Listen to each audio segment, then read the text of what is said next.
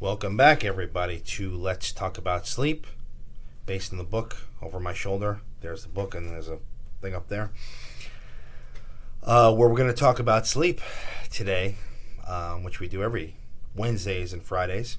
So if you have any questions or comments about anything related to sleep, leave them in the comment section down below. Once a month, I will make a video answering any and all comments. To that point, these videos are for education only.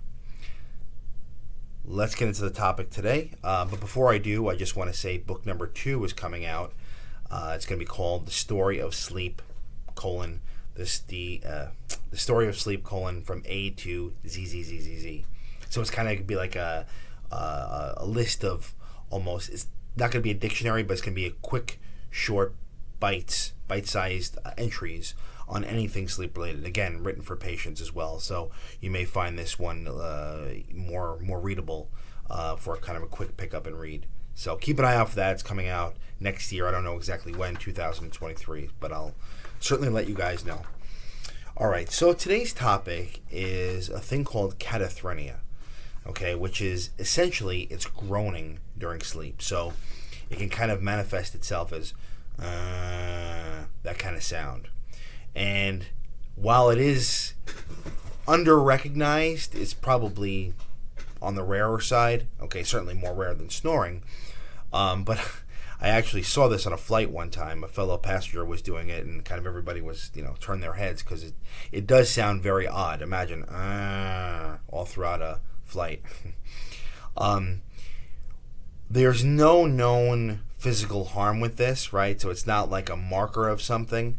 However, what we do sometimes, if somebody does have catathrenia, we will have them do a sleep test, right, to figure out, to make sure, I should say, that there is no associated sleep apnea.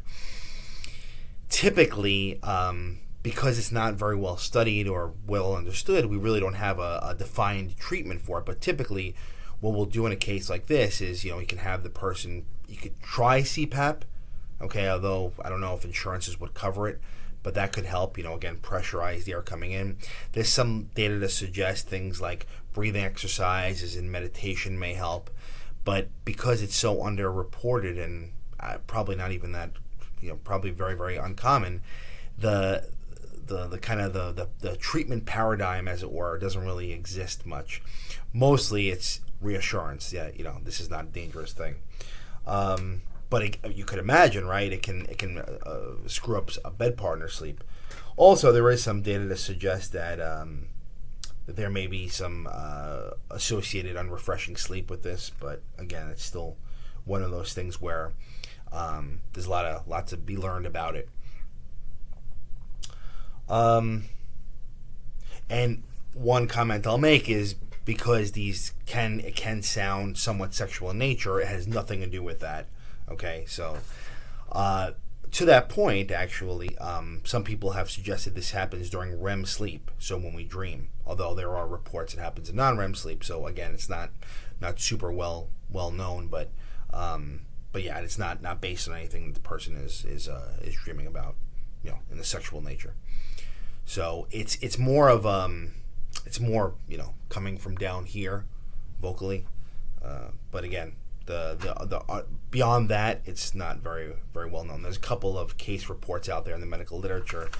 There's one nice review paper I found, but it's not really something that's too well studied. So just be on the lookout for that. If you hear somebody doing that, it can sound like I said, moaning. It's almost sounds like a variation on snoring, if you will. If it's disruptive to the person or to their bed partner, get it checked out. There's not really a lot we do for it, but like I said, some cases things like CPAP have worked. So, all right. So just be on the lookout for that. If there's any questions or comments on catathrenia or anything else, feel free to leave them in the comment section down below.